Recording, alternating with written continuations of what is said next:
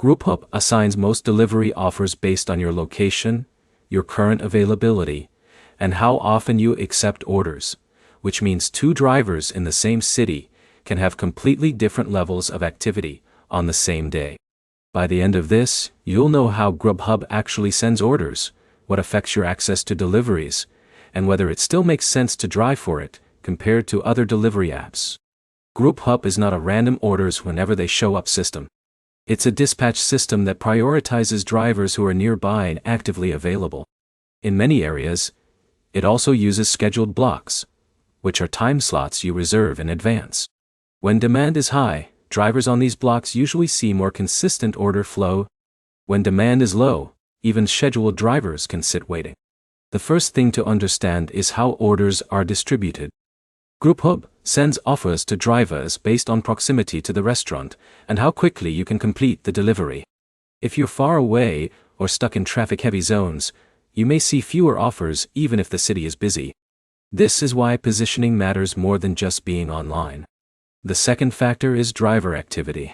If you consistently accept and complete orders, the system tends to keep you active in more rotations. If you frequently decline, you may still get orders, but you'll often notice longer gaps between requests.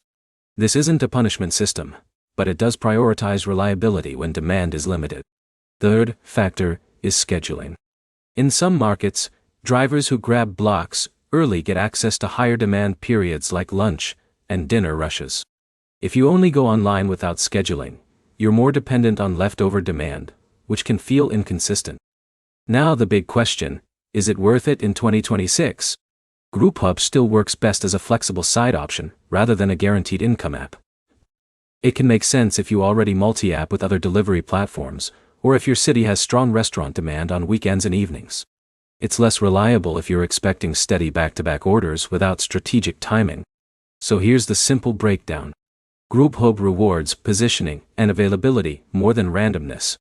It rewards scheduled drivers more than casual logins. And it works best when it's part of a multi-app strategy instead of your only source of delivery work. If you want better results, focus on driving during peak meal windows, staying close to dense restaurant areas, and using scheduling when it's available in your market. Then, compare your order flow with another app running at the same time so you can see which one actually performs better where you live. Like and subscribe for more clear breakdowns of delivery apps and real driver strategies without the confusion.